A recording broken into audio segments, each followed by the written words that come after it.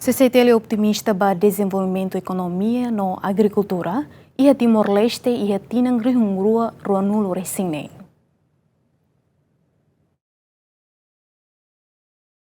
Câmara Comércio e Indústria Timor-Leste e optimismo bot com a desenvolvimento economia no agricultura e tinan rihunrua no resinen inclui progresso indústria sira no plano baoin atual setor agricultura saidia cleo. Vice-presidente CCI-TL Rui Castro Hatete processo ne precisa tempo no precisa implementação concreto. Processo ne precisa tempo nebe itebel dia idene buat nebe dia tambah proses lau hela e buat nebe uhin asina ne hanso pun dari dia kita inovação fomida nebe ajuda mas para tu lori ekonomi timor belba oi agora itahu ne mungkin é tempo para itu kita buat selu kita laten mas itahu ida ne kono hari ne itu beli kata timor agronova honini experiência rasting ne ia tiana integrado tiana agora atama ia fase implementação tambah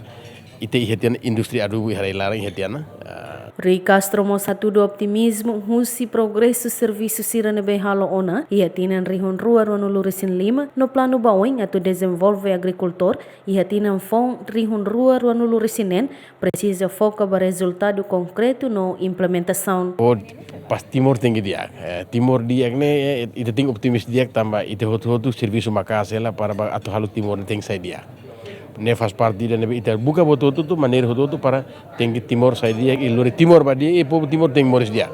Lihusi atividade itu hal. Nebe 2027 itu optimis los Timor sai dia e pasti dia kliu e povo agricultor sai dia kliu ta. CCI-TL mos comprometido se acelera dia kliutan serviço agricultura nian onde contribui para progresso economia no social liu e setor agricultura no for benefício direito para povo no economia nação. Celina Lopes, Adriano Verdial, GMN.